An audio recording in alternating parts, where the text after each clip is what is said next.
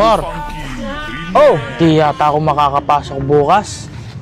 bakit? Meron yata akong UTI. Kulang ka lang sa tubig. Ganon? Nakakailang baso ka ba ng tubig araw-araw?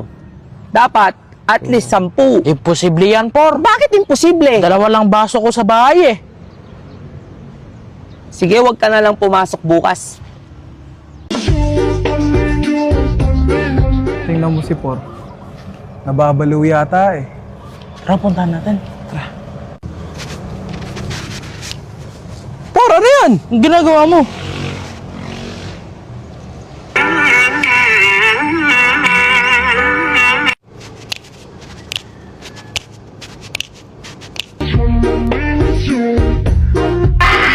Lay. Anyari doon, ba't umiyak? Tinulungan ko, Por. Tinulungan mo naman pala, ba't umiyak pa yun? Tinulungan ko ubusin yung baon niya.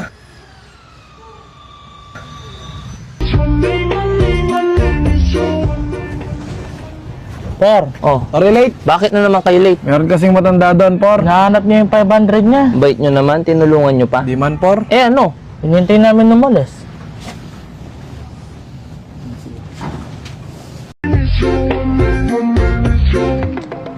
Por, Oy, andiyan ka na pala. 1, 2, 40, 60. Oh, sahod mo.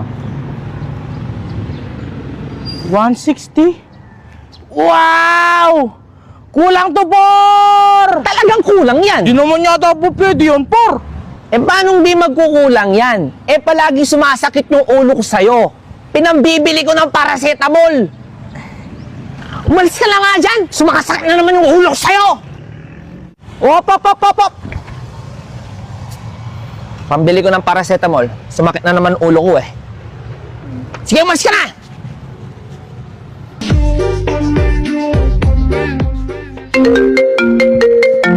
Ano, Por? Oh, hello. Yung makakapasok. Nasaan ka na? Nandito na yung kasama mo. Wala lang akong makikita. Ay, bakit? Anong nangyari sa'yo? Okay ka lang?